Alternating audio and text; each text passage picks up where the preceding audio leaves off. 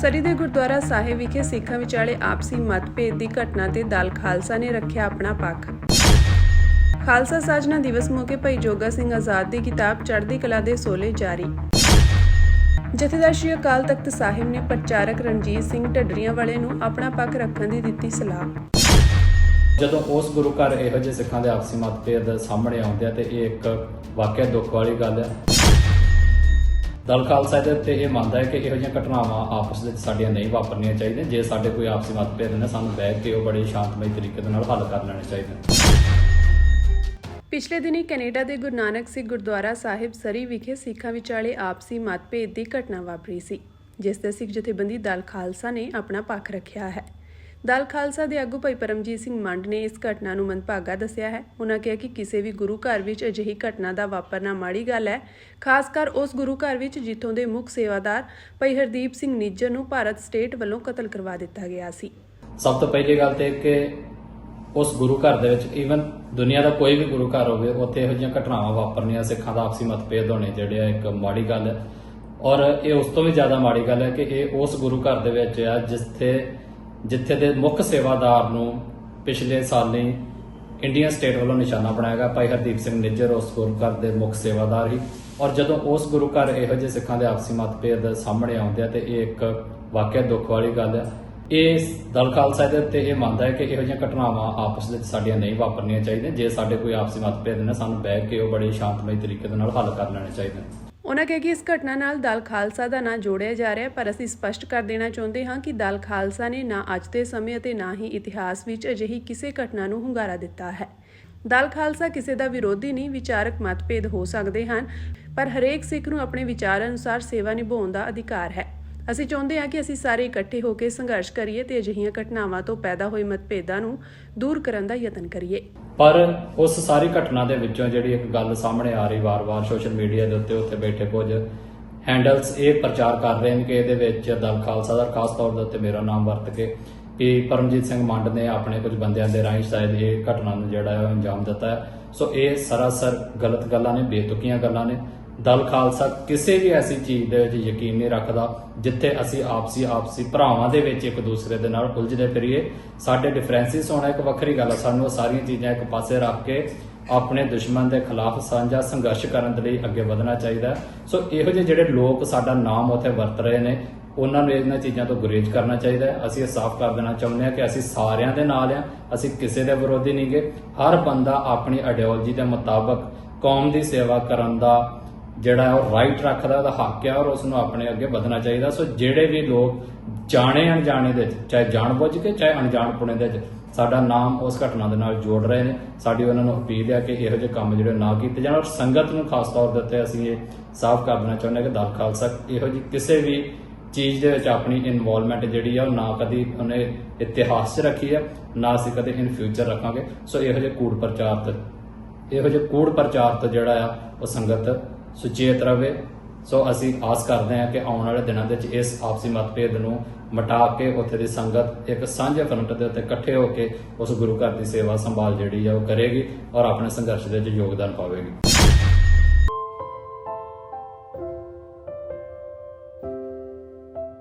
ਖਾਲਸਾ ਸਾਜਨਾ ਦਿਵਸ ਮੌਕੇ ਗੁਰਦੁਆਰਾ ਸਿੱਖ ਕਲਚਰ ਸੁਸਾਇਟੀ ਰਿਚਮੰਡ ਹਿੱਲ ਵਿਖੇ ਸ਼੍ਰੋਮਣੀ ਅਕਾਲੀ ਦਲ ਅੰਮ੍ਰਿਤਸਰ ਨਿਊ ਜਰਸੀ ਦੇ ਪ੍ਰਧਾਨ ਸਰਦਾਰ ਜੋਗਾ ਸਿੰਘ ਆਜ਼ਾਦ ਦੀ ਕਿਤਾਬ ਚੜ੍ਹਦੀ ਕਲਾ ਦੇ ਸੋਹਲੇ ਜਾਰੀ ਕੀਤੀ ਗਈ। ਇਸ ਕਿਤਾਬ ਵਿੱਚ ਸਿੱਖ ਇਤਿਹਾਸ ਦੇ ਸ਼ਹੀਦ ਸਿੰਘਾਂ ਸਿੰਘਣੀਆਂ ਬਾਰੇ, ਸੰਤ ਜਰਨੈਲ ਸਿੰਘ ਜੀ ਖਾਲਸਾ ਭਿੰਡਰਾਂ ਵਾਲਿਆਂ ਬਾਰੇ ਅਤੇ ਮੌਜੂਦਾ ਸਮੇਂ ਦੇ ਸਿੱਖ ਸੰਘਰਸ਼ ਬਾਰੇ ਜਾਣਕਾਰੀ ਦਿੱਤੀ ਗਈ ਹੈ। ਇਹ ਕਿਤਾਬ ਖਾਸ ਤੌਰ ਤੇ ਖਾਲਸਾ ਪੰਥ ਦੇ ਸਾਜਨਾ ਦਿਹਾੜੇ ਮੌਕੇ ਸੰਗਤਾਂ ਨੂੰ ਸਮਰਪਿਤ ਕੀਤੀ ਗਈ। ਇਸ ਕਿਤਾਬ ਬਾਰੇ ਸਰਦਾਰ ਜੋਗਾ ਸਿੰਘ ਆਜ਼ਾਦ ਨੇ ਸਿੱਖ ਸੰਗਤਾਂ ਨੂੰ ਜਾਣਕਾਰੀ ਦਿੱਤੀ ਅਤੇ ਆਪਣੇ ਵਿਚਾਰ ਵੀ ਸਾਂਝੇ ਕੀਤੇ। ਵਾਹਿਗੁਰੂ ਜੀ ਕਾ ਖਾਲਸਾ, ਵਾਹਿਗੁਰੂ ਜੀ ਕੀ ਫਤਿਹ। ਸਭ ਤੋਂ ਪਹਿਲਾਂ ਮੈਂ ਸਾਹਿਬ ਸ੍ਰੀ ਗੁਰੂ ਗ੍ਰੰਥ ਸਾਹਿਬ ਜੀ ਦਾ ਕੋਟ ਧੰਨਵਾਦ ਕਰਦਾ ਹਾਂ, ਜਿਨ੍ਹਾਂ ਨੇ ਸਮੱਤ ਬਖਸ਼ੀ ਤੇ ਇਹ ਕਿਤਾਬ ਨੂੰ ਕਾਵਿ ਰੂਪ ਦਿੱਤਾ ਚੜ੍ਹਦੀ ਕਲਾ ਦੇ ਸੋਹਲੇ ਰੂਪ ਵਿੱਚ। ਤੇ ਉਸ ਤੋਂ ਬਾਅਦ ਸ਼੍ਰੋਮਣੀ ਅਕਾਲੀ ਦਲ ਅੰਮ੍ਰਿਤਸਰ ਸਿਮਰਜੀਤ ਸਿੰਘ ਮਾਨ ਤੇ ਸ਼੍ਰੋਮਣੀ ਅਕਾਲੀ ਦਲ ਅੰਮ੍ਰਿਤਸਰ ਨਿਊਯਾਰਕ ਯੂਨਿਟ ਤੇ ਸਾਹਿਬ ਦਾ ਮੈਂ ਬਹੁਤ ਧੰਨਵਾਦ ਕਰਦਾ ਹਾਂ। ਤੇ ਸਾਰੇ ਇੱਕ ਮੈਂਬਰਾਂ ਦਾ ਮੈਂ ਇਕੱਲੇ ਦਾ ਨਾਂ ਨਹੀਂ ਬੋਲਾਂਗਾ, ਸ਼ਾਰਟਕਟ ਹੋਊਗਾ ਗੱਲ। ਤੇ ਬਾਕੀ ਮੈਂ ਇਹ ਇੱਕ ਸੁਨੇਹਾ ਪੰਥ ਨੂੰ ਪੁਕਾਰ ਕਰਨੀ ਚਾਹੁੰਦਾ ਹਾਂ ਕਿ ਜਿਸ ਭਾਰਤੀ ਹਾਕਮਾਂ ਨੇ ਸੰਤ ਜਰਨੈਲ ਸਿੰਘ ਭਿੰਡਰਾਂ ਵਾਲਿਆਂ ਦੀ ਸੋਚ ਨੂੰ ਨੈਸਤੋ ਨਬੂਦ ਕਰਨ ਦੀ ਕੋਸ਼ਿਸ਼ ਕੀਤੀ, ਉਹ ਅੱਜ ਸੰਸਾਰ ਭਰ ਵਿੱਚ ਕਾਵਿ ਰੂਪ ਵਿੱਚ ਅਸੀਂ ਆਉਣ ਵਾਲੀ ਜਨਰੇਸ਼ਨ ਦੇ ਵਿੱਚ ਉਹਨਾਂ ਦੀ ਉਪਮਾ, ਉਹਨਾਂ ਦੇ ਸਿਧਾਂਤ ਨੂੰ ਕਿ ਜਿਵੇਂ ਪਹਿਲਾ ਸਲੋਗਨ ਸੀ, ਮੰਨੂ ਸਾਡੀ ਦਾਤਰੀ ਅਸੀਂ ਮੰਨੂ ਦੇ ਸੋਏ, ਜਿਉਂ-ਜਿਉਂ ਸਾਨੂੰ ਵੱਢਦਾ ਅਸੀਂ ਦੂਣ ਸਵਾਏ ਹੋਏ। ਅੱਜ ਦਾਸ ਨੇ ਵੀ ਇੱਕ ਸਲੋਗਨ ਲਿਖਿਆ ਹੈ, ਹਾਕਮ ਸਾਡੀ ਦਾਤਰੀ ਅਸੀਂ ਗੁਰੂ ਦੇ ਸੋਏ, ਜਿਉਂ-ਜਿਉਂ ਸਾਨੂੰ ਵੱਢਦਾ ਅਸੀਂ ਦੂਣ ਸਵਾਏ ਹੋਏ, ਅਸੀਂ ਦੂਣ ਸਵਾਏ ਹੋਏ। ਸੰਸਾਰ ਪੱਧਰ ਤੇ ਸੰਤ ਜਰਨੈਲ ਸਿੰਘ ਭਿੰਡਰਾਂ ਵਾਲੇ ਦੀ ਸੋਚ, ਗੁਰੂ ਗ੍ਰੰਥ ਸਾਹਿਬ ਦੀ ਸੋਚ, ਮੀਰੀ ਪੀਰੀ ਦੀ ਸੋਚ ਕਾਵਿ ਰੂਪ ਵਿੱਚ ਅੱਜ ਪੰਥ ਨੂੰ ਅਰਪਣ ਕਰ ਦਿੱਤੀ ਹੈ। ਇੰਨੀਆਂ ਹੀ ਬੇਨਤੀਆਂ ਦੇ ਨਾਲ ਟੀਵੀ 84 ਦਾ ਵੀ ਡਾਕਟਰ ਅਮਰਜੀਤ ਸਿੰਘ ਜੀ ਦਾ ਵੀ ਤਹਿ ਦਿਲੋਂ ਧੰਨਵਾਦ। ਵਾਹਿਗੁਰੂ ਜੀ ਕਾ ਖਾਲਸਾ, ਵਾਹਿਗੁਰੂ ਜੀ ਕੀ ਫਤਿਹ। ਜਦੋਂ ਉਹਨਾਂ ਨੇ ਉਹੀ ਗੱਲ ਕਹਿਤੀ ਵੀ ਮੈਂ ਪੰਜਾਂ ਪਿਆਰਿਆਂ ਸ਼ਾਮਲ ਹੋ ਕੇ ਅੰਮ੍ਰਿਤ ਸੰਚਾਰ ਕਰਾਉਂਗਾ ਤੇ ਪਿੱਛੇ ਤੇ ਵੱਜਦਾ ਹੀ ਕੁਛ ਨਹੀਂ ਹੈ। ਆ ਜਾਣ ਅਕਾਲ ਤਖਤ ਸਾਹਿਬ, ਆਪਣਾ ਮਸਲਾ ਸਪਸ਼ਟੀਕਰਨ ਲੈ ਕੇ ਪੰਜ ਸਿੰਘ ਸਾਹਿਬਾਨਾਂ ਦੀ ਇਕੱਤਰਤਾ 'ਚ ਵਿਚਾਰਿਆ ਜਾਊਗਾ। SGPC ਦੇ ਮਤੇ ਆ, ਉਹਦੇ ਸੰਬੰਧੀ ਵੀ ਇੱਕ ਜਿਹੜੀ ਆਪਣੀ ਹੈਗੀ ਆ ਇਕੱਤਰਤਾ ਸਿੱਖ ਵਿਦਵਾਨਾਂ ਦੇ ਨਾਲ, ਸਿੱਖ ਜਥੇਬੰਦੀਆਂ ਨਾਲ ਹੋਊਗੀ। ਸ਼੍ਰੀ ਅਕਾਲ ਤਖਤ ਸਾਹਿਬ ਦੇ ਕਾਰਜਕਾਰੀ ਜਥੇਦਾਰ ਗਿਆਨੀ ਕੁਲਦੀਪ ਸਿੰਘ ਗੜਗੱਜ ਨੇ ਸਾਰੇ ਸਿੱਖ ਪ੍ਰਚਾਰਕਾਂ ਨੂੰ ਸਿੱਖ ਪੰਥ ਦੀ ਏਕਤਾ ਲਈ ਇਕੱਠੇ ਹੋ ਕੇ ਕੰਮ ਕਰਨ ਦੀ ਅਪੀਲ ਕੀਤੀ। ਉਨ੍ਹਾਂ ਸਿੱਖ ਪ੍ਰਚਾਰਕ ਰਣਜੀਤ ਸਿੰਘ ਢੱਡਰੀਆਂ ਵਾਲੇ ਨੂੰ ਵੀ ਸ਼੍ਰੀ ਅਕਾਲ ਤਖਤ ਸਾਹਿਬ ਵਿਖੇ ਪੇਸ਼ ਹੋ ਕੇ ਆਪਣਾ ਪੱਖ ਪੇਸ਼ ਕਰਨ ਅਤੇ ਮੁਆਫੀ ਮੰਗਣ ਦੀ ਸਲਾਹ ਦਿੱਤੀ, ਤਾਂ ਜੋ ਸੰਪਰਦਾਇਕ ਮਤਭੇਦ ਖਤਮ ਹੋ ਸਕਣ ਅਤੇ ਸਿੱਖ ਭਾਈਚਾਰਾ ਇਕਜੁੱਟ ਹੋ ਕੇ ਅੱਗੇ ਵਧ ਸਕੇ। ਮੈਂ ਤੇ ਉਹ ਕਹਿ ਰਿਹਾ ਨਾ ਜੀ ਵੀ ਉਹ ਪੰਥਕ ਰਵਾਇਤਾਂ, ਪਰੰਪਰਾਵਾਂ, ਸਿੱਖ ਮਰਿਆਦਾ ਉਹਦੇ ਦਾਇਰੇ 'ਚ ਪਹਿਲਾਂ ਵੀ ਚੱਲਦੇ ਹੁੰਦੇ ਔਰ ਉਹ ਚੱਲ ਪੈਣਗੇ। ਸਿਆਣੇ ਨੇ ਉਹ, ਪਿੱਛੇ ਜੋ ਪਿੱਛੇ ਹੋ ਗਿਆ ਉਹਨੂੰ ਤੇ ਮੋੜ ਨਹੀਂ ਸਕਦਾ ਕੋਈ। ਪਰ ਇਹਦਾ ਮਤਲਬ ਇਹ ਤਾਂ ਨਹੀਂ ਹੁੰਦਾ ਵੀ ਆਪਾਂ ਅੱਗੇ ਇਕੱਠੇ ਹੋ ਕੇ ਨਹੀਂ ਚੱਲ ਸਕਦੇ ਹਾਂ ਆਪਾਂ ਸਿੱਖੀਆਂ ਸਾਰੇ, ਕੋਈ ਕੀ ਹੈਗਾ। ਦੂਜੀ ਗੱਲ, ਕੋਈ ਛੱਤੀ ਦਾ ਅੰਕੜਾ ਨਹੀਂ ਆ। ਮੈਂ ਬਾਬਾ ਹਰਨਾਮ ਸਿੰਘ ਖਾਲਸਾ ਹੋਣਾਂ ਦੀ ਇੰਟਰਵਿਊ ਸੁਣੀ ਆ, ਜਿਹਦੇ ਵਿੱਚ ਉਹ ਵੀ ਇਹੋ ਗੱਲ ਕਹਿ ਰਿਹਾ ਜੋ ਮੈਂ ਕਹਿ ਰਿਹਾ, ਭਈ ਜੇ ਆਪਾਂ ਮਰਿਆਦਾ ਦੇ ਵਿੱਚ ਇਕੱਠੇ ਚੱਲੀਏ, ਮਰਿਆਦਾ ਦੀ ਪਾਲਣਾ ਕਰੀਏ, ਮੈਂ ਕਹਿੰਦਾ ਤਰਕ ਨਹੀਂ ਹੋਣਾ ਚਾਹੀਦਾ। ਇਸ ਕਰਕੇ ਕੋਈ ਗੱਲ ਨਹੀਂ ਆ। ਰਣਜੀਤ ਸਿੰਘ ਢੱਡਰੀਆਂ ਵਾਲੇ ਵੀ ਉਹ ਗੁਰਮਤਿ ਨੂੰ ਸਮਝਦੇ ਆ, ਪੰਥਕ ਰਵਾਇਤਾਂ ਪਰੰਪਰਾਵਾਂ ਦਾ ਉਹਨਾਂ ਨੂੰ ਪਤਾ ਵਾ। ਜਦੋਂ ਉਹਨਾਂ ਨੇ ਉਹੀ ਗੱਲ ਕਹਿਤੀ ਵੀ ਮੈਂ ਪੰਜਾਂ ਪਿਆਰਿਆਂ ਸ਼ਾਮਲ ਹੋ ਕੇ ਅੰਮ੍ਰਿਤ ਸੰਚਾਰ ਕਰਾਉਂਗਾ ਤੇ ਪਿੱਛੇ ਤੇ ਵੱਜਦਾ ਹੀ ਕੁਛ ਨਹੀਂ ਹੈ। ਆ ਜਾਣ ਅਕਾਲ ਤਖਤ ਸਾਹਿਬ, ਆਪਣਾ ਮਸਲਾ ਸਪਸ਼ਟੀਕਰਨ ਲੈ ਕੇ ਪੰਜ ਸਿੰਘ ਸਾਹਿਬਾਨਾਂ ਦੀ ਇਕੱਤਰਤਾ 'ਚ ਵਿਚਾਰਿਆ ਜਾਊਗਾ। ਮੈਂ ਮਹਿਸੂਸ ਕਰਦਾ ਵੀ ਹੁਣ ਇਹੋ ਜਿਹਾ ਇੱਕ ਮਾਹੌਲ ਬਣ ਗਿਆ ਵਾ, ਸਾਰੀਆਂ ਹੀ ਸਿੱਖ ਜਥੇਬੰਦੀਆਂ ਚਾਹੁੰਦੀਆਂ ਵਾ ਵੀ ਆਪਾਂ ਇਸ ਮਸਲੇ ਦੇ ਉੱਤੇ ਇਕੱਠੇ ਹੋ ਜਾਈਏ ਤੇ ਹੋ ਜਾਣਾ ਚਾਹੀਦਾ, ਕੋਈ ਗੱਲ ਨਹੀਂ ਹੈਗੀ। ਇਸ ਦੌਰਾਨ ਜਥੇਦਾਰ ਨੇ ਸਿੱਖ ਧਰਮ ਤੇ ਬਣ ਰਹੀਆਂ ਫਿਲਮਾਂ ਸੰਬੰਧੀ ਜਲਦੀ ਹੀ ਮੀਟਿੰਗ ਬੁਲਾਉਣ ਦੀ ਗੱਲ ਵੀ ਕਹੀ ਹੈ। ਉਹਨਾਂ ਕਿਹਾ ਕਿ ਸ਼੍ਰੋਮਣੀ ਕਮੇਟੀ ਵੱਲੋਂ ਫਿਲਮਾਂ ਨਾਲ ਸੰਬੰਧਿਤ ਜਾਣਕਾਰੀ ਪਹਿਲਾਂ ਹੀ ਸਾਂਝੀ ਕੀਤੀ ਜਾ ਚੁੱਕੀ ਹੈ। ਕੋਈ ਵੀ ਸਿੱਖ ਗੁਰੂਆਂ, ਉਹਨਾਂ ਦੇ ਪਰਿਵਾਰਾਂ ਅਤੇ ਸ਼ਹੀਦਾਂ ਦਾ ਰੂਪ ਨਹੀਂ ਲੈ ਸਕਦਾ। ਇਸ ਮੀਟਿੰਗ ਵਿੱਚ ਇਸ ਬਾਰੇ ਵਿਸਥਾਰ ਨਾਲ ਚਰਚਾ ਕੀਤੀ ਜਾਵੇਗੀ। ਇਸ ਕਰਕੇ ਮੈਂ ਸਾਰਿਆਂ ਤੋਂ ਸਹਿਯੋਗ ਦੀ ਆਸ ਕਰਦਾ ਤੇ ਜਿਹੜੀ ਇਕੱਤਰਤਾ ਸੱਦਣੀ ਹੈ ਇਸ ਮਸਲੇ ਤੇ ਸੱਦਣੀ ਆ, ਦੂਜੀ ਅਸੀਂ ਸੱਦਣੀ ਆ ਫਿਲਮਾਂ ਦੇ ਮਸਲੇ ਤੇ। ਵੱਖ-ਵੱਖ ਵਿਦਵਾਨ ਸੱਦਣੇ ਆ, ਉਹਨਾਂ ਦੇ ਸੁਝਾਵਾਂ ਦੇ ਤਹਿਤ ਫਿਰ ਅਗਲੇ ਗੁਰਮਤੇ ਹੋਣਗੇ, ਕਿਉਂਕਿ ਬਹੁਤ ਸਾਰੇ ਕੰਮ ਸਿੱਖਾਂ ਲਈ ਕਰਨ ਵਾਲੇ ਹੈਗੇ ਆ ਤੇ ਉਹ ਕਰਨੇ ਚਾਹੀਦੇ ਆ। ਮੈਂ ਦੇਖੋ ਪਰ ਉਹਦੀ ਕੀ ਰੂਪ ਰੇਖਾ ਹੋਵੇ। ਗੁਰੂਆਂ ਦੇ ਕਿਰਦਾਰ ਨਹੀਂ ਕਰ ਸਕਦਾ, ਗੁਰੂ ਪਰਿਵਾਰ ਦੇ ਨਹੀਂ ਕਰ ਸਕਦਾ, ਸਾਡੇ ਸ਼ਹੀਦਾਂ ਦੇ ਨਹੀਂ ਕਰ ਸਕਦਾ। ਇਤਿਹਾਸ ਜਿਹੜਾ ਵਾ ਉਹ ਸਾਖੀ ਦਾ ਮਸਲਾ ਵਾ, ਝਾਕੀ ਦਾ ਨਹੀਂ ਆ। ਸਾਡੀਆਂ ਪਰੰਪਰਾਵਾਂ SGPC ਦੇ ਮਤੇ ਆ, ਉਹਦੇ ਸੰਬੰਧੀ ਵੀ ਇੱਕ ਜਿਹੜੀ ਆਪਣੀ ਹੈਗੀ ਆ ਇਕੱਤਰਤਾ ਸਿੱਖ ਵਿਦਵਾਨਾਂ ਦੇ ਨਾਲ, ਸਿੱਖ ਜਥੇਬੰਦੀਆਂ ਨਾਲ ਹੋਊਗੀ। ਜ਼ਿਕਰਯੋਗ ਹੈ ਕਿ 20 ਅਗਸਤ 2020 ਨੂੰ ਸ਼੍ਰੀ ਅਕਾਲ ਤਖਤ ਸਾਹਿਬ ਵੱਲੋਂ ਰਣਜੀਤ ਸਿੰਘ ਢੱਡਰੀਆਂ ਵਾਲੇ ਵਿਰੁੱਧ ਗੁਰਮਤਿ ਨਾਲ ਸੰਬੰਧਿਤ ਵਿਵਾਦਪੂਰਨ ਬਿਆਨਾਂ ਕਾਰਨ ਹੁਕਮਨਾਮਾ ਜਾਰੀ ਕੀਤਾ ਗਿਆ ਸੀ। ਉਸ ਹੁਕਮਨਾਮੇ ਵਿੱਚ ਸਪਸ਼ਟ ਤੌਰ ਤੇ ਕਿਹਾ ਗਿਆ ਸੀ ਕਿ ਜਦੋਂ ਤੱਕ ਢੱਡਰੀਆਂ ਵਾਲੇ ਸ਼੍ਰੀ ਅਕਾਲ ਤਖਤ ਸਾਹਿਬ ਅੱਗੇ ਪੇਸ਼ ਹੋ ਕੇ ਮੁਆਫੀ ਨਹੀਂ ਮੰਗਦੇ, ਉਹਨਾਂ ਦੇ ਧਾਰਮਿਕ ਇਕੱਠਾਂ ਦਾ ਬਾਈਕਾਟ ਕੀਤਾ ਜਾਵੇਗਾ।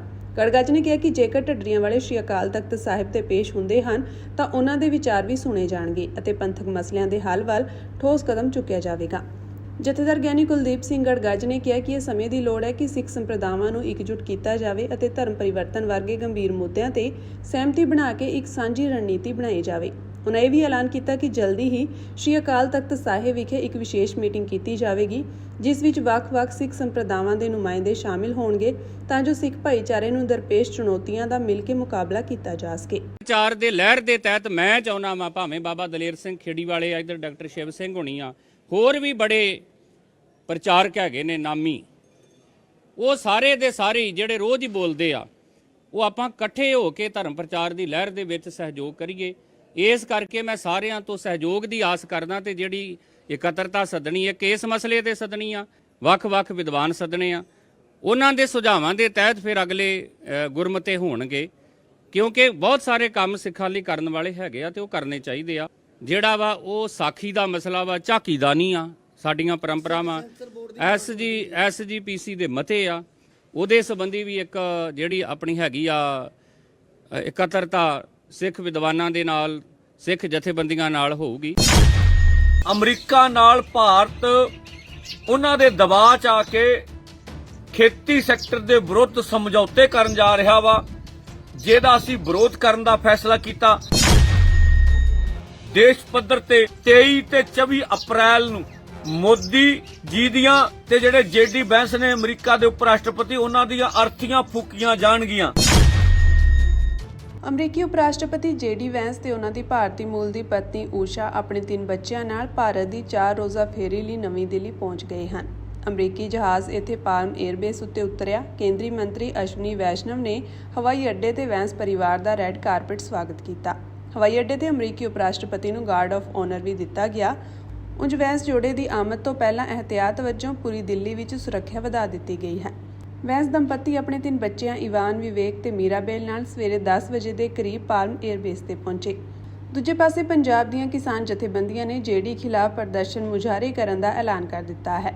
KMM ਦੇ ਸੂਬਾ ਪ੍ਰਧਾਨ ਸਰਵਣ ਸਿੰਘ ਪੰਧੇਰ ਨੇ ਦੇਸ਼ ਦੇ ਪ੍ਰਧਾਨ ਮੰਤਰੀ ਨਰਿੰਦਰ ਮੋਦੀ ਅਤੇ JD ਵੈਂਸ ਤੇ ਕਿਸਾਨਾਂ ਨੂੰ ਬਰਬਾਦ ਕਰਨ ਲਈ ਯੋਜਨਾਵਾਂ ਬਣਾਉਣ ਦਾ ਇਲਜ਼ਾਮ ਲਗਾਇਆ। ਪੰਧੇਰ ਨੇ ਕਿਹਾ ਕਿ ਕਿਸਾਨਾਂ ਖਿਲਾਫ ਨੀਤੀਆਂ ਬਣਾਈਆਂ ਗਈਆਂ ਹਨ ਜਿਨ੍ਹਾਂ ਦੀ ਪੂਰਤੀ ਲਈ ਇਹ ਮੁਲਾਕਾਤਾਂ ਹੋ ਰਹੀਆਂ ਹਨ, ਇਸ ਲਈ ਇਹਨਾਂ ਨੂੰ ਕਿਸਾਨਾਂ ਦੇ ਰੋਹ ਦਾ ਸਾਹਮਣਾ ਕਰਨਾ ਪਵੇਗਾ। ਪੰਧੇਰ ਨੇ ਐਲਾਨ ਕੀਤਾ ਕਿ 23 ਤੇ 24 ਅਪ੍ਰੈਲ ਨੂੰ JD ਵੈਂਸ ਅਮਰੀਕਾ ਦੇ ਉਪ ਰਾਸ਼ਟਰਪਤੀ ਤੇ ਭਾਰਤ ਦੇ ਪ੍ਰਧਾਨ ਮੰਤਰੀ ਨਰਿੰਦਰ ਮੋਦੀ ਖਿਲਾਫ ਅਰਥੀ ਫੂਕ ਮੁਜ਼ਾਹਰੇ ਕੀਤੇ ਜਾਣਗੇ। ਜਿਹੜੇ ਅਮਰੀਕਾ ਦੇ ਉਪ ਰਾਸ਼ਟਰਪਤੀ JD ਵੈਂਸ ਅੱਜ 4 ਦਿਨਾਂ ਭਾਰਤ ਦੇ ਦੌਰੇ ਤੇ ਨਵੀਂ ਦਿੱਲੀ ਪਹੁੰਚ ਚੁੱਕੇ ਨੇ, ਔਰ ਜਿਹੜਾ ਕੌਮਾਂਤਰੀ ਪੱਧਰ ਤੇ ਖਾਸ ਕਰਕੇ ਅਮਰੀਕਾ ਵਿਕਸਿਤ ਮੁਲਕ ਭਾਰਤ ਤੇ ਲਗਾਤਾਰ ਦਬਾਅ ਪਾ ਰਹੇ ਆ ਵੀ ਉਹ ਆਪਣਾ ਜਿਹੜਾ ਖੇਤੀ ਖੇਤਰ ਆ, ਡੇਅਰੀ ਖੇਤਰ ਆ, ਪੋਲਟਰੀ ਖੇਤਰ ਆ, ਹੋਰ ਵਪਾਰ ਵੀ ਜਿਵੇਂ ਟੈਕਸਟਾਈਲ ਹੋ ਗਿਆ, ਭਾਰਤ ਦਾ ਹੋਰ ਖੇਤਰ ਟੈਕਸ ਮੁਕਤ ਕੀਤੇ ਜਾਣ, ਜਿਹਨੂੰ ਫ੍ਰੀ ਟ੍ਰੇਡ ਐਗਰੀਮੈਂਟ ਕਿਹਾ ਜਾਂਦਾ ਹੈਗਾ। ਤੋਂ ਹੁਣ ਅਮਰੀਕਾ ਨਾਲ ਭਾਰਤ ਉਹਨਾਂ ਦੇ ਦਬਾਅ 'ਚ ਆ ਕੇ ਖੇਤੀ ਸੈਕਟਰ ਦੇ ਵਿਰੁੱਧ ਸਮਝੌਤੇ ਕਰਨ ਜਾ ਰਿਹਾ ਵਾ, ਜਿਹਦਾ ਅਸੀਂ ਵਿਰੋਧ ਕਰਨ ਦਾ ਫੈਸਲਾ ਕੀਤਾ। ਦੇਸ਼ ਪੱਧਰ ਤੇ 23 ਤੇ 24 ਅਪ੍ਰੈਲ ਨੂੰ ਮੋਦੀ ਜੀ ਦੀਆਂ ਤੇ ਜਿਹੜੇ JD ਵੈਂਸ ਨੇ ਅਮਰੀਕਾ ਦੇ ਉਪ ਰਾਸ਼ਟਰਪਤੀ, ਉਹਨਾਂ ਦੀਆਂ ਅਰਥੀਆਂ ਫੂਕੀਆਂ ਜਾਣਗੀਆਂ। ਅਸੀਂ ਸਾਰੀਆਂ ਦੇਸ਼ ਦੀਆਂ ਜਥੇਬੰਦੀਆਂ ਨੂੰ, ਟ੍ਰੇਡ ਯੂਨੀਅਨਾਂ ਨੂੰ, ਵਪਾਰਕ ਮੰਡਲ ਦੀਆਂ ਯੂਨੀਅਨਾਂ ਨੂੰ ਅਪੀਲ ਕਰਾਂਗੇ ਵੀ ਸਾਰੇ ਇਸ ਸਮਝੌਤਾ ਜਿਹੜਾ ਗੁਪਤ ਢੰਗ ਨਾਲ ਹੋ ਰਿਹਾ, ਇਹਨਾਂ ਨੇ ਲਗਭਗ ਕਰ ਲੈਣਾ, ਇਹਦਾ ਫਾਈਨਲ ਜਾ ਕੇ ਅਕਤੂਬਰ 'ਚ ਕਰਨਾ ਵਾ। ਇਹਦਾ ਵਿਰੋਧ ਕੀਤਾ ਜਾਣਾ ਚਾਹੀਦਾ, ਆਮ ਜਨਤਾ ਨੂੰ ਜਾਗਰਤ ਕਰਨਾ ਚਾਹੀਦਾ। ਮੀਡੀਆ ਨੂੰ ਵੀ ਕਹਿੰਦੇ ਆ ਸਾਡਾ ਮੈਸੇਜ ਲੋਕਾਂ ਤੱਕ ਕਨਵੇ ਕਰੋ। ਸ਼ਾਮ ਨੂੰ 4 ਵਜੇ ਅੰਮ੍ਰਿਤਸਰ ਪ੍ਰੈਸ ਕਲੱਬ 'ਚ ਪ੍ਰੈਸ ਕਾਨਫਰੰਸ ਕਰਾਂਗੇ, ਉੱਥੇ ਵੀ ਸਾਡਾ ਸਹਿਯੋਗ ਦਿੱਤਾ ਜਾਵੇ। ਇਸ ਕਰਕੇ ਵੱਧ ਤੋਂ ਵੱਧ ਕਿਸਾਨਾਂ ਮਜ਼ਦੂਰਾਂ ਨੂੰ ਬੇਨਤੀ ਆ ਵੀ 23-24 ਦੇ ਅਰਥੀ ਫੂਕ ਮੁਜ਼ਾਹਰਿਆਂ ਵਿੱਚ ਵੱਧ ਤੋਂ ਵੱਧ ਪਹੁੰਚਿਆ ਜਾਵੇ। ਇਹਦੇ ਨਾਲ ਦੀ ਨਾਲ ਪੰਜਾਬ ਤੇ ਹਰਿਆਣਾ ਦੀਆਂ ਜਥੇਬੰਦੀਆਂ, ਜਿਹੜਾ ਇੱਥੇ ਕਣਕ ਦੀ ਨੂੰ ਸ਼ਾਰਟ ਸਰਕਟ ਨਾਲ ਅੱਗ ਲੱਗੀ ਆ ਜਾਂ ਗੜੇਮਾਰੀ ਨਾਲ ਜਿਹੜੀ ਕਣਕ ਦੀ ਫਸਲ ਦੀ ਨੁਕਸਾਨ ਹੋਈ ਆ, ਉਹ ਆਪੋ ਆਪਣੀਆਂ ਸਰਕਾਰਾਂ ਕੋ ਕਣਕ ਦਾ 50,000 ਰੁਪਇਆ ਪ੍ਰਤੀ ਕਿੱਲਾ ਤੇ ਗੜੇਮਾਰੀ ਦਾ ਵੀ ਇੰਨੇ ਪੈਸੇ ਜਿਹੜੇ ਅਸੀਂ ਪੰਜਾਬ ਵਾਲੇ ਪੰਜਾਬ ਸਰਕਾਰ ਕੋ, ਹਰਿਆਣੇ ਵਾਲੇ ਹਰਿਆਣੇ ਸਰਕਾਰ ਕੋ ਨਾਲ ਦੀ ਨਾਲ ਮੰਗ ਕਰਾਂਗੇ। ਕਿਸਾਨਾਂ ਦੀ ਭਰਪਾਈ ਜਿਹੜੀ ਆ ਉਹ ਕੀਤੀ ਜਾਵੇ। ਧੰਨਵਾਦ।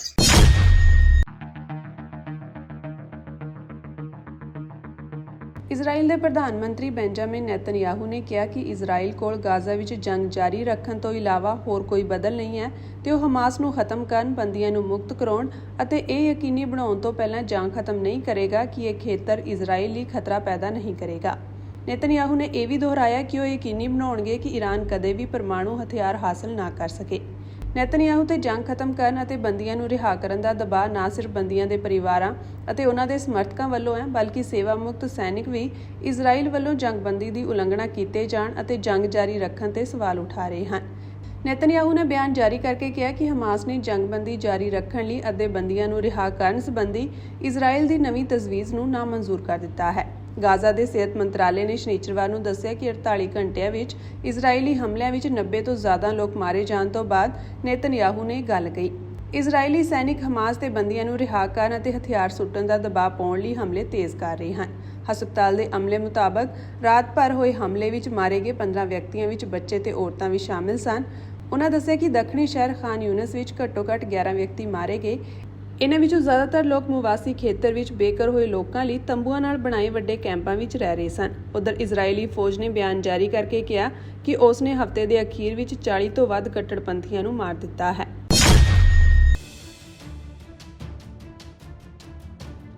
ਕਾਂਗਰਸੀ ਆਗੂ ਸੁਖਪਾਲ ਸਿੰਘ ਖਹਿਰਾ ਨੇ ਅੱਜ ਪੰਜਾਬ ਸਰਕਾਰ ਵੱਲੋਂ ਬੇਅਦਬੀ ਮਾਮਲਿਆਂ ਅਤੇ ਬਹਿਬਲ ਕਲਾਂ ਪੁਲਿਸ ਗੋਲੀकांड ਦੇ ਪੀੜਤਾਂ ਨੂੰ ਇਨਸਾਫ ਦਿਵਾਉਣ ਵਿੱਚ ਅਸਫਲ ਰਹਿਣ ਤੇ ਡੂੰਘੀ ਨਿਰਾਸ਼ਾ ਤੇ ਗੁੱਸੇ ਦਾ ਪ੍ਰਗਟਾਵਾ ਕੀਤਾ। ਉਨ੍ਹਾਂ ਕਿਹਾ ਕਿ ਇਹ ਅਸਫਲਤਾ ਮੁੱਖ ਮੰਤਰੀ ਭਗਵੰਤ ਮਾਨ ਦੀ ਅਗਵਾਈ ਵਾਲੀ ਆਮ ਆਦਮੀ ਪਾਰਟੀ ਦੀ ਸਰਕਾਰ ਦੇ 3 ਸਾਲ ਬੀਤ ਜਾਣ ਦੇ ਬਾਵਜੂਦ ਵੀ ਸਾਹਮਣੇ ਹੈ। ਸੁਪਰੀਮ ਕੋਰਟ ਵੱਲੋਂ 2015 ਦੇ ਬਹਿਬਲ ਕਲਾਂ ਮਾਮਲੇ ਦੀ ਸੁਣਵਾਈ ਫਰੀਦਕੋਟ ਤੋਂ ਚੰਡੀਗੜ੍ਹ ਤਬਦੀਲ ਕਰਨ ਦੀ ਪੰਜਾਬ ਸਰਕਾਰ ਦੀ ਅਰਜ਼ੀ ਨੂੰ ਖਾਰਜ ਕਰਨ ਨੇ ਸਰਕਾਰ ਦੀ ਇਹਨਾਂ ਸੰਵੇਦਨਸ਼ੀਲ ਮੁੱਦਿਆਂ ਨੂੰ ਹੱਲ ਕਰਨ ਵਿੱਚ ਗੰਭੀਰਤਾ ਅਤੇ ਸਮਰੱਥਾ ਦੀ ਘਾਟ ਨੂੰ ਹੋਰ ਸਪਸ਼ਟ ਕਰ ਦਿੱਤਾ ਹੈ।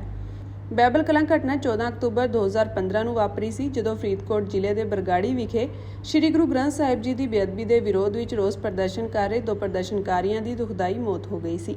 ਇਸ ਮਾਮਲੇ ਵਿੱਚ 98 ਗਵਾਹ ਸ਼ਾਮਿਲ ਹਨ, ਜਿਨ੍ਹਾਂ ਵਿੱਚੋਂ ਜ਼ਿਆਦਾਤਰ ਫਰੀਦਕੋਟ ਦੇ ਵਸਨੀਕ ਹਨ। ਪੰਜਾਬ ਅਤੇ ਹਰਿਆਣਾ ਹਾਈ ਕੋਰਟ ਨੇ 31 ਮਈ 2024 ਨੂੰ ਇਸ ਮਾਮਲੇ ਦੀ ਸੁਣਵਾਈ ਚੰਡੀਗੜ੍ਹ ਤਬਦੀਲ ਕਰ ਦਿੱਤੀ ਸੀ, ਪਰ ਸੁਪਰੀਮ ਕੋਰਟ ਦੇ 18 ਅਪ੍ਰੈਲ 2025 ਦੇ ਤਾਜ਼ਾ ਫੈਸਲੇ ਵਿੱਚ ਪੰਜਾਬ ਸਰਕਾਰ ਦੀ ਸਪੈਸ਼ਲ ਲੀਵ ਪਟੀਸ਼ਨ ਨੂੰ ਰੱਦ ਕਰ ਦਿੱਤਾ ਗਿਆ, ਜਿਸ ਨਾਲ ਸੁਣਵਾਈ ਤਬਦੀਲ ਕਰਨ ਦੀ ਅਰਜ਼ੀ ਖਾਰਜ ਹੋ ਗਈ ਅਤੇ ਸਰਕਾਰ ਦੀ ਇਸ ਦਲੀਲ ਨੂੰ ਪੇਸ਼ ਕਰਨ ਵਿੱਚ ਅਸਮਰੱਥਾ ਸਾਹਮਣੇ ਆਈ। ਖਹਿਰਾ ਨੇ ਕਿਹਾ ਕਿ ਸੁਪਰੀਮ ਕੋਰਟ ਦਾ ਫੈਸਲਾ ਭਗਵੰਤ ਮਾਨ ਅਤੇ ਉਹਨਾਂ ਦੀ ਸਰਕਾਰ ਦੇ ਮੂੰਹ ਤੇ ਇੱਕ ਜ਼ੋਰਦਾਰ ਥੱਪੜ ਹੈ, ਜਿਸ ਨੇ ਬੇਅਦਬੀ ਦੀਆਂ ਘਟਨਾਵਾਂ ਅਤੇ ਬਹਿਬਲ ਕਲਾਂ ਗੋਲੀकांड ਦੇ ਪੀੜਤਾਂ ਨੂੰ ਇਨਸਾਫ ਦਿਵਾਉਣ ਵਿੱਚ ਪੂਰੀ ਤਰ੍ਹਾਂ ਸਫਲਤਾ ਦਿਖਾਈ ਹੈ। ਆਪ ਸਰਕਾਰ ਨੂੰ ਸੱਤਾ ਵਿੱਚ ਆਈ ਨੂੰ 3 ਸਾਲ ਹੋ ਗਏ ਹਨ, ਜਿਸ ਨੇ ਜਵਾਬਦੇਹੀ ਅਤੇ ਇਨਸਾਫ ਦੇ ਵੱਡੇ ਵਾਅਦੇ ਕੀਤੇ ਸਨ, ਪਰ ਪੀੜਤ ਅਤੇ ਉਹਨਾਂ ਦੇ ਪਰਿਵਾਰ ਅਜੇ ਵੀ ਇਨਸਾਫ ਲਈ ਦਰ-ਦਰ ਭਟਕ ਰਹੇ ਹਨ। ਪੰਜਾਬ ਸਰਕਾਰ ਦੀ ਸੁਣਵਾਈ ਨੂੰ ਚੰਡੀਗੜ੍ਹ ਤਬਦੀਲ ਕਰਨ ਦੀ ਅਰਜ਼ੀ ਸਿਰਫ ਇੱਕ ਦੇਰੀ ਦੀ ਚਾਲ ਸੀ ਅਤੇ ਸੁਪਰੀਮ ਕੋਰਟ ਨੇ ਇਸ ਨੂੰ ਸਹੀ ਢੰਗ ਨਾਲ ਨਕਾਰ ਦਿੱਤਾ ਹੈ। ਖਹਿਰਾ ਨੇ ਪੰਜਾਬ ਸਰਕਾਰ ਦੀ ਇਸ ਮਾਮਲੇ ਨੂੰ ਗੰਭੀਰਤਾ ਨਾਲ ਨਾ ਲੈਣ ਦੀ ਵੀ ਸਖਤ ਆਲੋਚਨਾ ਕੀਤੀ। ਉਨ੍ਹਾਂ ਕਿਹਾ ਕਿ inspector general of police Naunihal Singh ਦੀ ਅਗਵਾਈ ਵਾਲੀ SIT ਸਾਲਾਂ ਤੋਂ ਬਹਿਬਲ ਕਲਾਂ ਮਾਮਲੇ ਦੀ ਜਾਂਚ ਕਰ ਰਹੀ ਹੈ, ਪਰ ਕੋਈ ਵੀ ਠੋਸ ਪ੍ਰਗਤੀ ਨਹੀਂ ਹੋਈ।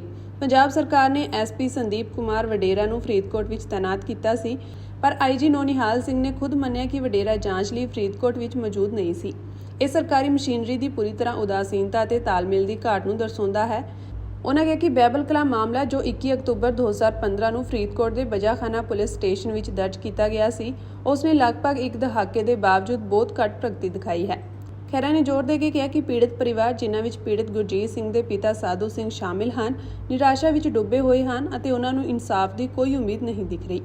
ਆਮ ਆਦਮੀ ਪਾਰਟੀ ਦੀ ਸਰਕਾਰ ਨੇ ਪੰਜਾਬ ਲਈ ਇੱਕ ਨਵੀਂ ਸਵੇਰ ਦਾ ਵਾਅਦਾ ਕੀਤਾ ਸੀ, ਪਰ ਸਾਨੂੰ ਸਿਰਫ ਪੁਰਾਣੀਆਂ ਚਾਲਾਂ, ਦੇਰੀ, ਬਹਾਨੇ ਅਤੇ ਲੋਕਾਂ ਦੀਆਂ ਭਾਵਨਾਵਾਂ ਦੀ ਪੂਰੀ ਅਣਦੇਖੀ ਹੀ ਨਜ਼ਰ ਆ ਰਹੀ ਹੈ। ਖਹਿਰਾ ਨੇ ਸਿੱਖ ਭਾਈਚਾਰੇ ਪ੍ਰਤੀ ਸਰਕਾਰ ਦੀ ਵਚਨਬੱਧਤਾ ਤੇ ਵੀ ਸਵਾਲ ਉਠਾਏ, ਜਿਨ੍ਹਾਂ ਦੀਆਂ ਧਾਰਮਿਕ ਭਾਵਨਾਵਾਂ ਨੂੰ ਬੇਅਦਬੀ ਦੀਆਂ ਘਟਨਾਵਾਂ ਨਾਲ ਡੂੰਘੀ ਠੇਸ ਪਹੁੰਚਦੀ ਹੈ।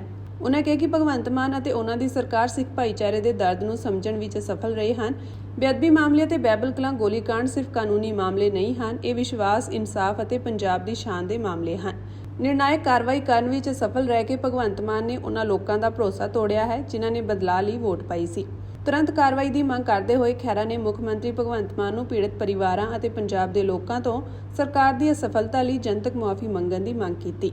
ਉਨ੍ਹਾਂ ਨੇ ਸਰਕਾਰ ਨੂੰ ਜਾਂਚ ਨੂੰ ਤੇਜ਼ ਕਰਨ ਅਤੇ ਸੁਪਰੀਮ ਕੋਰਟ ਦੇ ਹੁਕਮ ਅਨੁਸਾਰ ਫਰੀਦਕੋਟ ਵਿੱਚ ਸੁਣਵਾਈ ਨੂੰ ਤੇਜ਼ੀ ਨਾਲ ਅੱਗੇ ਵਧਾਉਣ ਦੀ ਅਪੀਲ ਕੀਤੀ, ਤਾਂ ਜੋ ਅੰਤ ਵਿੱਚ ਇਨਸਾਫ ਹੋ ਸਕੇ। ਉਹਨਾਂ ਕਿਹਾ ਕਿ ਪੰਜਾਬ ਦੇ ਲੋਕ ਬਿਹਤਰ ਦੇ ਹੱਕਦਾਰ ਹਨ। ਆਪ ਸਰਕਾਰ ਨੂੰ ਬਹਾਨੇ ਬਣਾਉਣੇ ਬੰਦ ਕਰਨੇ ਚਾਹੀਦੇ ਹਨ ਅਤੇ ਬੇਅਦਬੀ ਮਾਮਲਿਆਂ ਅਤੇ ਬਾਈਬਲ ਕਲਾਂ ਗੋਲੀकांड ਵਿੱਚ ਇਨਸਾਫ ਯਕੀਨੀ ਬਣਾਉਣ ਲਈ ਠੋਸ ਕਦਮ ਚੁੱਕਣੇ ਚਾਹੀਦੇ ਹਨ। ਜੇਕਰ ਭਗਵੰਤ ਮਾਨ ਆਪਣੇ ਵਾਅਦਿਆਂ ਨੂੰ ਪੂਰਾ ਨਹੀਂ ਕਰ ਸਕਦੇ ਤਾਂ ਉਹਨਾਂ ਨੂੰ ਮੁੱਖ ਮੰਤਰੀ ਵਜੋਂ ਜਾਰੀ ਰਹਿਣ ਦਾ ਕੋਈ ਨੈਤਿਕ ਅਧਿਕਾਰ ਨਹੀਂ ਹੈ।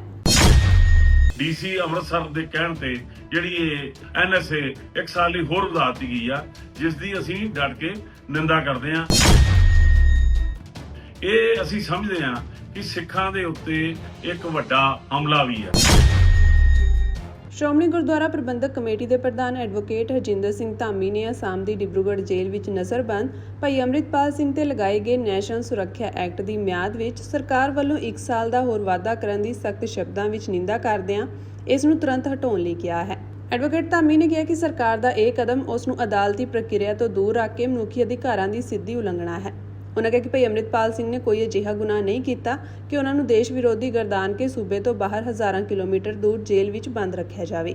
ਇਹ ਮਨੁੱਖੀ ਅਧਿਕਾਰਾਂ ਦੇ ਮੱਦੇਨਜ਼ਰ ਉਚਿਤ ਕਾਰਵਾਈ ਨਹੀਂ ਹੈ।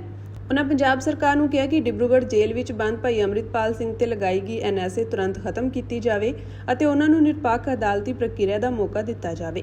ਸ਼੍ਰੋਮਣੀ ਕਮੇਟੀ ਦੀ ਅੰਤਰ ਕਮੇਟੀ ਵਿੱਚ ਪਿਛਲੇ ਦਿਨੀ ਜੋ ਵਿਚਾਰ ਚਰਚਾ ਹੋਈ ਆ, ਉਹ ਸਾਰੇ ਮੀਡੀਆ ਦੇ ਸਾਹਮਣੇ ਵੀ ਆਈ ਆ, ਜਿਸ ਵਿੱਚ ਇਹ ਫੈਸਲਾ ਕੀਤਾ ਗਿਆ ਕਿ ਦੇਸ਼ ਦੇ ਗ੍ਰਹਿ ਮੰਤਰੀ ਤੱਕ ਮੁੜ ਤੋਂ ਪਹੁੰਚ ਕੀਤੀ ਜਾਵੇ, ਕਿਉਂਕਿ ਬਹੁਤ ਸਤਿਕਾਰਯੋਗ ਬਲਵੰਤ ਸਿੰਘ ਰਾਜੋਆਣਾ ਜਿਹੜਾ ਕਿ 18 ਸਾਲ ਤੋਂ ਫਾਂਸੀ ਚੱਕੀ ਵਿੱਚ ਜਿਹੜੇ ਬੰਦ ਨੇ, ਉਹਨਾਂ ਨੇ ਕਿਹਾ ਕਿ ਮੈਨੂੰ ਜੀਵਨ ਤੇ ਮੌਤ ਵਿੱਚ ਕੋਈ ਫਰਕ ਨਹੀਂ, ਮੇਰੇ ਮਾਮਲੇ ਦਾ ਫੈਸਲਾ ਜਿਹੜਾ ਕੀਤਾ ਜਾਵੇ। ਸੋ ਇਹ ਗੱਲ ਸਾਹਮਣੇ ਆਉਂਦੀ ਆ ਕਿ ਸਿੱਖਾਂ ਦੇ ਲਈ ਜਿਹੜਾ ਕਾਨੂੰਨ ਆ ਉਹ ਇਸ ਦੇਸ਼ ਦੇ ਵਿੱਚ ਵੱਖਰਾ ਹੈ। ਭਾਵੇਂ ਕਿ ਸੌਦਾ ਸਾਧ ਨੂੰ ਬਾਰ-ਬਾਰ ਰਿਹਾਈ ਹੁੰਦੀ ਆ, ਉਸ ਨੂੰ ਛੋੜ ਦਿੱਤੀ ਜਾਂਦੀ ਆ, ਕਾਨੂੰਨ ਵਿੱਚ ਸੋਧ ਕੀਤੀ ਜਾਂਦੀ ਆ, ਪਰ ਸਿੱਖਾਂ ਦੇ ਨਾਲ ਇਹ ਜਿਹੜਾ ਵਿਤਕਰਾ ਜਿਉਂਦਾ ਤਿਉਂ ਦਿਖਾਈ ਦਿੰਦਾ। ਅੱਜ ਵੀ ਜਿਹੜੀ ਇਹ ਖਬਰ ਆਈ ਆ ਕਿ ਅਮਰਤਪਾਲ ਸਿੰਘ ਇੱਕ ਨੌਜਵਾਨ ਜਿਹੜਾ ਪਿਛਲੇ ਦਿਨੀ ਜੀ ਤੇ ਐਨਐਸਏ ਲਾ ਕੇ ਡਿਬਰੂਗੜ੍ਹ ਭੇਜਿਆ ਗਿਆ ਸੀ, ਉਸ ਤੇ 1 ਸਾਲ ਦੀ ਐਨਐਸਏ ਹੋਰ ਵਧਾ ਦਿੱਤੀ ਗਈ ਆ। ਇਹ ਅਸੀਂ ਸਮਝਦੇ ਹਾਂ ਕਿ ਸਿੱਖਾਂ ਦੇ ਉੱਤੇ ਇੱਕ ਵੱਡਾ ਹਮਲਾ ਵੀ ਆ। ਭਾਵੇਂ ਕਿ ਇਹ ਗੱਲ ਸਪਸ਼ਟ ਹੋਈ ਪਿਛਲੇ ਦਿਨਾਂ 'ਚ ਕਿ ਸਤਿਕਾਰਯੋਗ ਅਮਰਤਪਾਲ ਦੇ ਮਾਤਾ ਜੀ ਨੇ ਇਹ ਗੱਲ ਕਹੀ ਤੇ ਉਹਨਾਂ ਦੇ ਪਿਤਾ ਜੀ ਨੇ ਇਹ ਗੱਲ ਕਹੀ ਕਿ ਅਸੀਂ ਕਿਸੇ ਤਰ੍ਹਾਂ ਦੇ ਵੱਖਵਾਦ ਦੇ ਮਾਮਲੇ ਵਿੱਚ ਸ਼ਾਮਲ ਨਹੀਂ, ਸਾਡਾ ਉਸ ਨਾਲ ਸੰਬੰਧ ਕੋਈ ਨਹੀਂ। ਅੱਜ ਵੀ ਪ੍ਰੈਸ ਕਾਨਫਰੰਸ ਕਰਕੇ ਬਾਪੂ ਤਰਸੇਮ ਸਿੰਘ ਹੁਣੀ ਜ਼ਿਕਰ ਕਰ ਰਹੇ ਸੀ ਕਿ ਅਮਰਤਪਾਲ ਸਿੰਘ ਜਾਂ ਉਹਨਾਂ ਦੀ ਸਾਰੀ ਪਾਰਟੀ ਜਿਹੜੀ ਆ ਉਹ ਕਿਸੇ ਵੀ ਤਰ੍ਹਾਂ ਵੱਖਵਾਦ ਦੇ ਵਿੱਚ ਨਾਲ ਸਹਿਮਤ ਨਹੀਂ, ਅਸੀਂ ਕਾਨੂੰਨ ਦੇ ਦਾਇਰੇ ਵਿੱਚ ਰਹਿ ਕੇ ਗੱਲ ਕਰਨੀ ਚਾਹੁੰਦੇ ਆ। ਉਹਨਾਂ ਨੇ ਕਿਹਾ ਕਿ ਉਸ ਦੇ ਬਾਵਜੂਦ ਵੀ ਸਰਕਾਰ ਨੇ ਤੇ ਖਾਸ ਤੌਰ ਤੇ ਪੰਜਾਬ ਸਰਕਾਰ ਦੇ ਜਿਹੜੇ ਅਫਸਰ ਆ ਡੀਸੀ ਅੰਮ੍ਰਿਤਸਰ ਦੇ ਕਹਿਣ ਤੇ ਜਿਹੜੀ ਐਨਐਸਏ 1 ਸਾਲ ਲਈ ਹੋਰ ਵਧਾ ਦਿੱਤੀ ਗਈ ਆ, ਜਿਸ ਦੀ ਅਸੀਂ ਡਟ ਕੇ ਨਿੰਦਾ ਕਰਦੇ ਹਾਂ, ਕਿਉਂਕਿ ਇਹ ਸਾਰਾ ਕੁਝ ਸਿਰਫ ਤੇ ਸਿਰਫ ਘੱਟ ਗਿਣਤੀਆਂ ਲਈ ਤੇ ਖਾਸ ਤੌਰ ਤੇ ਸਿੱਖਾਂ ਲਈ ਹੀ ਬਣਦਾ ਦਿਖਾਈ ਦੇ ਰਿਹਾ। ਸੋ ਅਸੀਂ ਸਮਝਦੇ ਹਾਂ ਕਿ ਇਹ ਇੱਕ ਹੋਰ ਵਿਤਕਰਾ ਜਿਹੜਾ ਕਿ ਕਾਨੂੰਨ ਨੂੰ ਛਿੱਕੇ ਟੰਗ ਕੇ ਸੰਵਿਧਾਨ ਦੇ ਨਾਲ ਸਹਿਮਤ ਰਹਿ ਕੇ ਚੱਲਣ ਵਾਲੇ ਲੋਕਾਂ ਦੇ ਲਈ ਵੀ ਇਹ ਇੱਕ ਵੱਡਾ ਹਥਿਆਰ ਵਰਤਿਆ ਜਾ ਰਿਹਾ ਤੇ ਉਹਨਾਂ ਨੂੰ ਜਿਹੜੀ ਰੱਖਿਆ ਜਾ ਰਿਹਾ। ਵਾਹਿਗੁਰੂ ਜੀ ਕਾ ਖਾਲਸਾ, ਵਾਹਿਗੁਰੂ ਜੀ ਕੀ ਫਤਿਹ। ਅਸੀਂ ਚਾਹੁੰਦੇ ਹਾਂ ਕਿ ਇਹ 3 ਤਰੀਕ ਨੂੰ ਹੁਸੈਨੀਵਾਲਾ ਬਾਰਡਰ ਦੇ ਉੱਤੇ ਇੱਕ ਬਹੁਤ ਵੱਡੀ ਵਿਸ਼ਾਲ ਮੀਟਿੰਗ ਹੋਵੇ, ਜਿਹੜਾ ਕਿ ਸਾਡੀਆਂ ਜਿਨਸਾਂ ਪਾਕਿਸਤਾਨ ਦੇ ਵਿੱਚ ਜਾਣੀਆਂ ਸ਼ੁਰੂ ਹੋ ਜਾਣ। ਜਿਹੜੀਆਂ ਵੀ ਮੰਗਾਂ ਹੈਗੀਆਂ ਕਿਸਾਨ ਯੂਨੀਅਨਸ ਦੀਆਂ, ਅਜੇ ਸੈਂਟਰ ਦੀ ਸਰਕਾਰ ਨੇ ਉਹ ਮੰਨੀਆਂ ਨਹੀਂ। MSP ਬਾਰੇ ਤੇ ਸਾਰਾ ਕੁਛ ਹੈ, ਤੇ ਇਹ ਸਾਰੀਆਂ ਗੱਲਾਂ ਹੋਣਗੀਆਂ ਹੁਸੈਨੀਵਾਲੇ ਬਾਰਡਰ ਦੇ ਉੱਤੇ। ਅੱਜ ਸਵੇਰੇ 11 ਵਜੇ ਗੁਰਦੁਆਰਾ ਸ਼੍ਰੀ ਫਤਿਹਗੜ੍ਹ ਸਾਹਿਬ ਦੇ ਮੀਟਿੰਗ ਹਾਲ ਵਿੱਚ ਸ਼੍ਰੋਮਣੀ ਅਕਾਲੀ ਦਲ ਅੰਮ੍ਰਿਤਸਰ ਦੀ ਮੀਟਿੰਗ ਹੋਈ। PAC ਮੈਂਬਰ ਅਤੇ ਜ਼ਿਲ੍ਹਾ ਪ੍ਰਧਾਨਾਂ ਦੀ ਇਹ ਇੱਕ ਜ਼ਰੂਰੀ ਇਕੱਤਰਤਾ ਸੀ, ਜਿਸ ਵਿੱਚ ਪਾਰਟੀ ਦੀਆਂ ਨੀਤੀਆਂ ਤੇ ਸੋਚ ਨੂੰ ਪੰਜਾਬ ਦੇ ਵਸਿੰਦਿਆਂ ਤੱਕ ਪਹੁੰਚਾਉਣ ਲਈ ਆਉਣ ਵਾਲੇ ਦਿਨਾਂ ਵਿੱਚ ਕਿਵੇਂ ਨਿਰੰਤਰ ਸੰਪਰਕ ਬਣਾਈ ਰੱਖਣਾ ਹੈ ਅਤੇ ਪਾਰਟੀ ਦੇ ਮੈਂਬਰਾਂ ਦੀ ਗਿਣਤੀ ਵਿੱਚ ਵਾਧਾ ਕਰਦੇ ਹੋਏ SDPC ਚੋਣਾਂ ਅਤੇ ਵਿਧਾਨ ਸਭਾ ਚੋਣਾਂ ਤੱਕ ਸਰਗਰਮੀਆਂ ਨੂੰ ਕਿਸ ਪੱਧਰ ਤੱਕ ਜਾਰੀ ਰੱਖਣਾ ਹੈ, ਇਸ ਵਿਸ਼ੇ ਉੱਤੇ ਵਿਚਾਰ ਚਰਚਾ ਹੋਈ। ਇਹ ਮੀਟਿੰਗ ਸ਼੍ਰੋਮਣੀ ਅਕਾਲੀ ਦਲ ਅੰਮ੍ਰਿਤਸਰ ਦੇ ਪ੍ਰਧਾਨ ਸਰਦਾਰ ਸਿਮਰਨਜੀਤ ਸਿੰਘ ਮਾਨ ਦੀ ਪ੍ਰਧਾਨਗੀ ਹੇਠ ਹੋਈ। ਇਸ ਮਗਰੋਂ ਸਰਦਾਰ ਸਿਮਰਨਜੀਤ ਸਿੰਘ ਮਾਨ ਵੱਲੋਂ ਪ੍ਰੈਸ ਕਾਨਫਰੰਸ ਕਰਕੇ ਮੀਟਿੰਗ ਵਿੱਚ ਲਏ ਗਏ ਫੈਸਲਿਆਂ ਬਾਰੇ ਜਾਣਕਾਰੀ ਸਾਂਝੀ ਕੀਤੀ ਗਈ। ਵਾਹਿਗੁਰੂ ਜੀ ਕਾ ਖਾਲਸਾ, ਵਾਹਿਗੁਰੂ ਜੀ ਕੀ ਫਤਿਹ। ਅੱਜ ਸਾਡੀ ਜਨਰਲ ਹਾਊਸ ਦੀ ਮੀਟਿੰਗ ਹੋਈ ਹੈ ਫਤਿਹਗੜ੍ਹ ਸਾਹਿਬ, ਤੇ ਅਸੀਂ ਚਾਹੁੰਦੇ ਹਾਂ ਕਿ ਇਹ 3 ਤਰੀਕ ਨੂੰ ਹੁਸੈਨੀਵਾਲਾ ਬਾਰਡਰ ਦੇ ਉੱਤੇ ਇੱਕ ਬਹੁਤ ਵੱਡੀ ਵਿਸ਼ਾਲ ਮੀਟਿੰਗ ਹੋਵੇ ਜਿਹੜਾ ਕਿ ਸਾਡੀਆਂ ਜਿਨਸਾਂ ਪਾਕਿਸਤਾਨ ਦੇ ਵਿੱਚ ਜਾਣੀਆਂ ਸ਼ੁਰੂ ਹੋ ਜਾਣ। ਕਿਉਂ ਕਰਕੇ ਪਾਕਿਸਤਾਨ ਦੇ ਵਿੱਚ ਕੀਮਤ ਅੱਜ ਕਣਕ ਦੀ 3400 ਰੁਪਈਆ ਕੁਇੰਟਲ ਹੈ ਤੇ ਇੱਥੇ 2400 ਰੁਪਈਆ ਕੁਇੰਟਲ ਹੈ ਤੇ ਸਿੱਧਾ 1000 ਰੁਪਈਏ ਦਾ ਫਰਕ ਹੈ। ਤੇ ਜ਼ਿਮੀਂਦਾਰਾਂ ਦੀ ਤੇ ਖੇਤ ਮਜ਼ਦੂਰਾਂ ਦੀ ਗੱਲ ਕੋਈ ਵੀ ਨਹੀਂ ਸੁਣੀ ਗਈ। ਜਿਨ੍ਹਾਂ ਨੇ ਖੁਦਕਸ਼ੀਆਂ ਕੀਤੀਆਂ ਉਹਨਾਂ ਨੂੰ ਮੁਆਵਜ਼ਾ ਨਹੀਂ ਦਿੱਤਾ ਗਿਆ ਤੇ ਜਿਹੜੀਆਂ ਵੀ ਮੰਗਾਂ ਹੈਗੀਆਂ ਕਿਸਾਨ ਯੂਨੀਅਨਸ ਦੀਆਂ ਅਜੇ ਸੈਂਟਰ ਦੀ ਸਰਕਾਰ ਨੇ ਉਹ ਮੰਨੀਆਂ ਨਹੀਂ। MSP ਬਾਰੇ ਤੇ ਸਾਰਾ ਕੁਛ ਹੈ ਤੇ ਇਹ ਸਾਰੀਆਂ ਗੱਲਾਂ ਹੋਣਗੀਆਂ ਹਸੈਣੀ ਵਾਲੇ ਬਾਰਡਰ ਦੇ ਉੱਤੇ ਤੇ ਅਸੀਂ ਜ਼ੋਰ ਪਾ ਕੇ ਬਾਰਡਰ ਖੁਲਾਉਣਾ ਚਾਹੁੰਦੇ ਹਾਂ ਜਿਹਦੇ ਨਾਲ ਸਾਡੀ ਆਵਾਜਾਈ ਵਧੇ। ਜਿਵੇਂ ਅਸੀਂ ਸਿੱਖ ਹੈਗੇ ਹਾਂ, ਰੋਜ਼ ਆਪਾਂ ਅਰਦਾਸ ਕਰਦੇ ਹਾਂ ਜਿਹੜੇ ਗੁਰਦੁਆਰੇ ਪਾਕਿਸਤਾਨ ਦੇ ਵਿੱਚ ਰਹਿ ਗਏ ਹੈ ਉਹਨਾਂ ਦੇ ਦਰਸ਼ਨ ਦੀਦਾਰ ਹੋਣ ਤੇ ਜੇ ਆਪਣੀ ਟ੍ਰੇਡ ਵੱਧਦੀ ਹੈ ਤੇ ਇਹਦੇ ਨਾਲ ਸਾਡੇ ਹਿੰਦੂ ਭਰਾਵਾਂ ਦਾ ਵੀ ਬਹੁਤ ਫਾਇਦਾ ਹੋਊਗਾ ਤੇ GDP ਵੀ ਵਧੂਗੀ ਜਿਹਦੇ ਨਾਲ ਕੋਈ 60,000 ਹੋਰ ਨੌਕਰੀਆਂ ਅਸੀਂ ਦੇ ਸਕਾਂਗੇ ਤੇ ਬੇਰੁਜ਼ਗਾਰੀ ਦੇ ਉੱਤੇ ਬਹੁਤ ਫਰਕ ਪੈ ਜਾਣਾ ਹੈਗਾ। ਸੋ ਇਹ ਸਾਡੀ ਸਕੀਮ ਹੈ ਕਿ 3 ਤਰੀਕ ਨੂੰ ਅਸੀਂ ਹਸੈਣੀ ਵਾਲੇ ਇੱਕ ਬਹੁਤ ਵੱਡਾ ਮੁਜ਼ਾਹਰਾ ਕਰ ਰਹੇ ਹਾਂ ਕਿ ਸਾਡੇ ਬਾਰਡਰ ਖੋਲ੍ਹੋ ਜਿਵੇਂ WTO ਨੇ ਕਿਹਾ ਹੈਗਾ ਤੇ ਬਾਰਡਰ ਜੇ ਖੋਲ੍ਹ ਦੇਣ ਤੇ ਸਾਡੇ ਦੁੱਖ ਤਕਲੀਫਾਂ ਸਿੱਖ ਕੌਮ ਦੀਆਂ ਤੇ ਪੰਜਾਬ ਦੀਆਂ ਕਾਫੀ ਦੂਰ ਤੱਕ ਖਤਮ ਹੋ ਸਕਦੀਆਂ ਹੈਗੀਆਂ।